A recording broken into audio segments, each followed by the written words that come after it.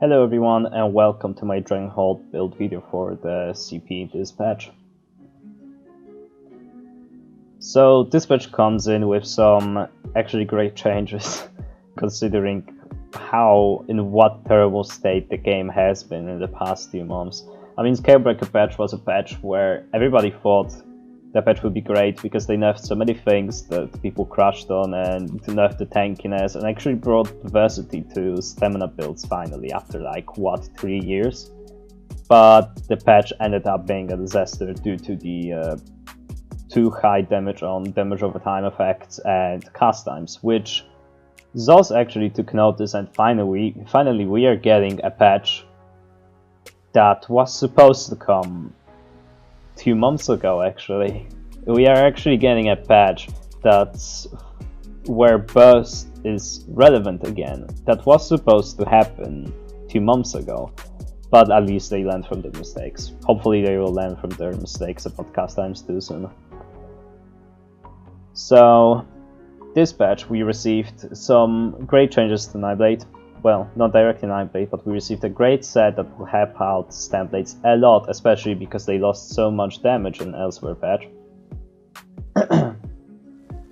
And I changed my build a little bit. I had to change how I think about making my builds and with what mentality I make my builds, because simply building full sustain and over sustaining your enemy on a Stamblade isn't a viable choice anymore.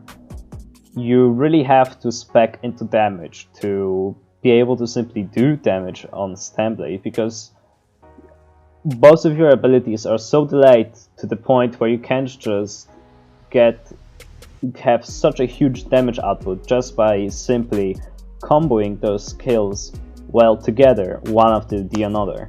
You have to focus on one of your skills doing the deciding blow to the enemy that will make them go on defense. Therefore, instead of going for a lot of sustain and simply trying to out-sustain your opponent, you really have to push into damage to be able to burst them down in time, because all of your skills are so delayed. So let's look at what I'm gonna wear in next patch. And right away what you can see is the new set, New Moon Acolyte. This is my favorite set I have ever seen in the game, and not only because it has all of those juicy stats like 480 weapon damage and physical penetration on 4-piece and another weapon damage 3-piece and weapon crit on 2-piece. It's just such a huge damage set that Stamblades cannot run around without next patch anymore. It's a very needed damage boost for them. And I love it not only because it's such a juicy set, but I love it also because I think that this set has been introduced after my concept being brought up in ZeniMax Studios. Because what I've done is make this concept for flanking strategists like a few months ago. That's very old. And it looked kind of similar to what this set is supposed to do, like the 4-piece penetration, the 3-piece weapon damage, and a huge weapon damage boost on 5-piece. That looks very similar, and I'm quite sure that this set has been made for Stamblades because it just fits so well with the rollerblade builds. It's insane. So this is quite easily the best set you can wear in next patch on a Stamblade. Not so much on other classes, but on a Stamblade it's great. Then on my body, it's Spriggan. Again, because of the damage boost it gets, you basically wear two of some of the highest damage sets in the game, and that's what Stamblade is supposed to be about: building full damage, just absolutely nuking the fuck out of your opponents, and that's great. Master's Bow on back bar, again infused weapon damage enchantment, just full damage, and Bloodspawn on your head and shoulders to give you that necessary tankiness, ulti-gen, and a little bit of sustain. I tried playing around with Ground Wolf, the set that got introduced with Scalebreaker, That's also a very great set. Not so much for open world, more for duels and battlegrounds, because in open world, when you're gonna start kiting and you have to like create distance between you on your own versus the 12 people that are chasing you, you're not gonna have a dot up constantly to like have this Grundwolf proc all the time. And I think on a character that doesn't rely on shields and has such a low health pool, nowadays like 24-25k HP is kind of a low HP pool. I think that the Bloodspawn tankiness is necessary for us. But it's not a bad set. You can wear it and be successful in it. I have worn it for like the past few weeks in Battlegrounds and I have been very successful with it. I felt the sustain increase, it was great. And on the set you can wear is Veledrev. It's kind of a joke set at this point. It's not very reliable. I'd say it's a pretty terrible set. You can wear it and get some lucky kills with it, and the burst is great, but it's kind of a joke set at this point. It's not very good. It's more like a fun set. That's about it. So let's go over my skills, and that's one of the more interesting changes I've done to my build as well. And if you look at my front bar, I have my Relentless Focus, Surprise Attack, Rally, all the standard setup, Camo Hunter, Killer's Blade, and Incap Strike. Now you're gonna see that I'm missing any kind of CC or Fear, and that's because I think that a Fear on a Stamblade is kind of useless at this point. And let me explain why. So you have your Incap, which is already delayed by 400 milliseconds. And you have your Relentless Focus, which is also delayed by 400 milliseconds. Apparently, that delay on Relentless Focus, the minimum travel time, it should have been reduced from 400 milliseconds to 250 milliseconds. I haven't ever been comparing any of those numbers, but I agree with most of the people that have been trying out Relentless Focus lately and have been like cracking those numbers on how fast it hits, and the skill just doesn't hit fast enough. It doesn't hit fast enough for 250 milliseconds, because if the skill would be delayed by 250 milliseconds, it would still hit after you fear your opponent. That is not possible though. You fear your opponent and then you can't cast any of your key burst abilities. And that's why fear is kind of useless. You just fear your enemy, and then the only thing that has a guaranteed hit is your Surprise Attack. Well, I mean, like, why bother fearing your enemy if you can just, like, do a Surprise Attack instead and have more pressure, right? Yeah. And besides that, you already have 2 stuns built into your kit. First of all is the Surprise Attack stun from Cloak, which is not the best thing to play around, but it's quite strong, especially in OCP where you don't have a stun without a fear. And the strongest stun you can ever have in this game currently, off balance, on a stamina character. Because this increases your heavy attack damage by a ton, making your heavy attack into incap combos hit a lot harder, gives you sustain back, gives you resources back, which is a great way of sustaining as well. It's a huge sustain boost.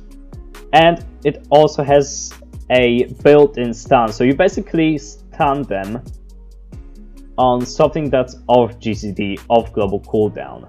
That means you don't waste a cooldown on a stun, you actually do damage while stunning, and at the same time you have more time after stunning your opponent to hit that incap. You actually have more chance to hit your incap after a off-balance heavy attack than you do after fearing them.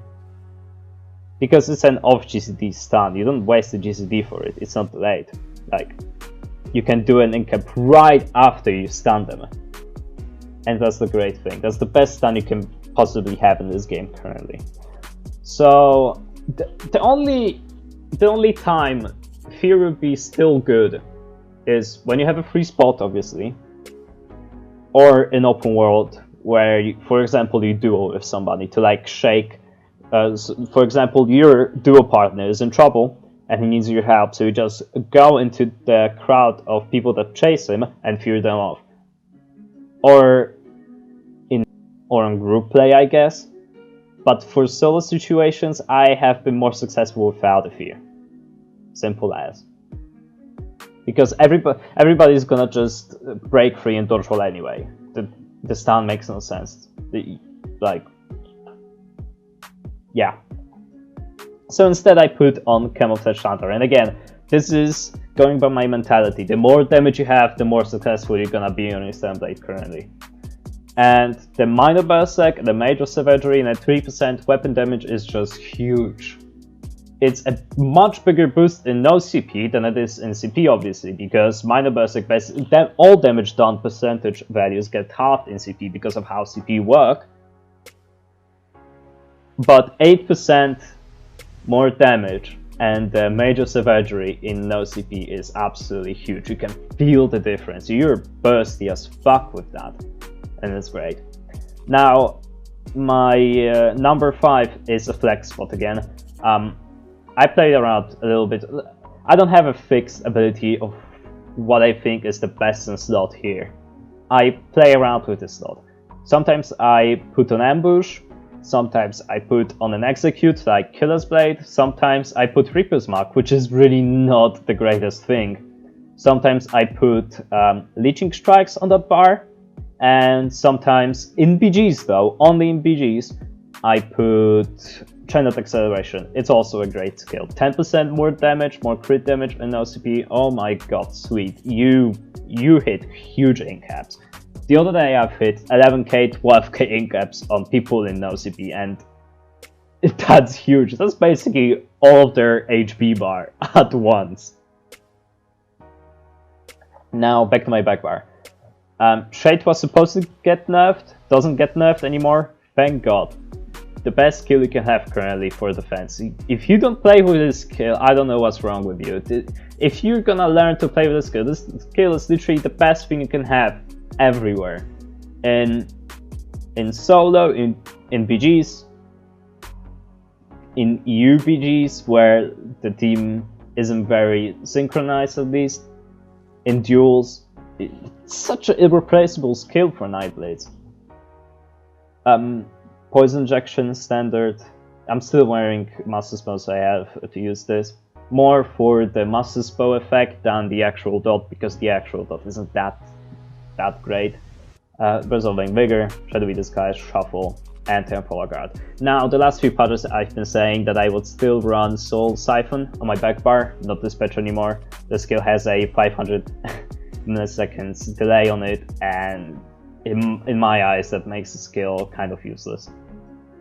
This skill was supposed to be like a huge oh shit button where it just heals you up instantly, and you can't really, like, the half a second delay is so huge.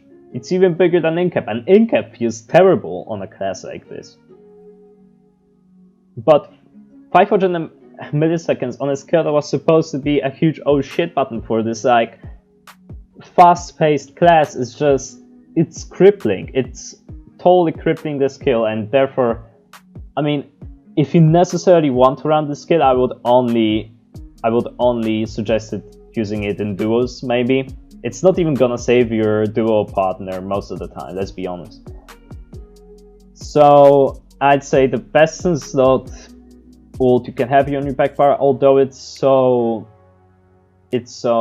unreliable because of the bug, is Temporal Guard, just because of the minor protection. It's gonna save you a lot of the times if it actually works. Now, my trap defaults are still the standard. You can just watch them, you can stop the video here and copy them if you want to. They are just the standard, I use them every single patch. Now let's look at my stats with this build. And they are quite insane because the weapon damage on this is absolutely huge. You're gonna notice that my max stamina on this build isn't quite big, it's only 29k, but as long as you can sustain this maximum stamina, it's alright. Weapon damage gives you more damage anyway. So, if I just apply my rally, you can see that I have 4.6k weapon damage. That equals to almost 11k surprise attack tooltip and almost, 17k incap tooltip. Quite huge. Now if I use my Berserker enchant and Minor Berserk, I am almost on 12k surprise attack and almost on 19k in cap. That's just absolutely huge. I don't think my Berserker even crit. One sec. Yeah. 12.5k and a 20k in cap tooltip. Fat damage. Right there. You're gonna obliterate people with this build. You have, like, what? 5.2k weapon damage to play around with.